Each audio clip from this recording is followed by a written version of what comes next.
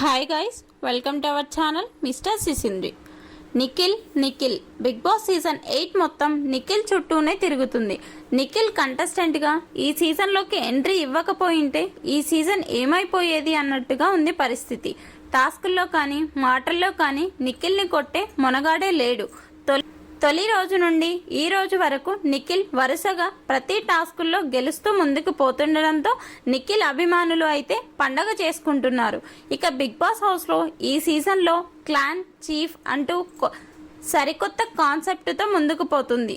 అయితే హౌస్లోకి వచ్చిన తొలి రోజే టాస్క్ గెలిచి చీఫ్ అయిన నిఖిల్ ఆ చీఫ్ పదవిని అలాగే కొనసాగిస్తూ ఉన్నాడు.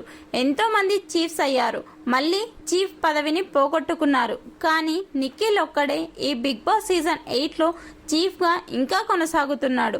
తాజాగా బిగ్ బాస్ సీజన్ 8లో నిఖిల్ మరో రికార్డు క్రియేట్ చేశాడు. అదేంటి అంటే నిఖిల్ ఇప్పటి వరకు 4 సార్లు చీఫ్ అయ్యాడు.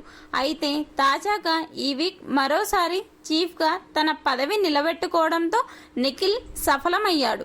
దీనితో నిఖిల్ వరుసగా 5 సార్లు చీఫ్ అయ్యాడు. నిఖిల్ ఇదే ఆట తీరుతో కొనసాగితే బిగ్ బాస్ సీజన్ 8 ముగిసే వరకు కూడా నిఖిల్ చీఫ్గా కొనసాగినా ఆశ్చర్యపోవాల్సిన అవసరం లేదు.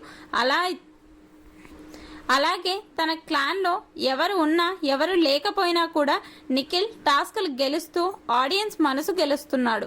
దీనితో నిఖిల్ బిగ్ బాస్ హౌస్లో బెస్ట్ చీఫ్గా కొనసాగుతున్నాడు.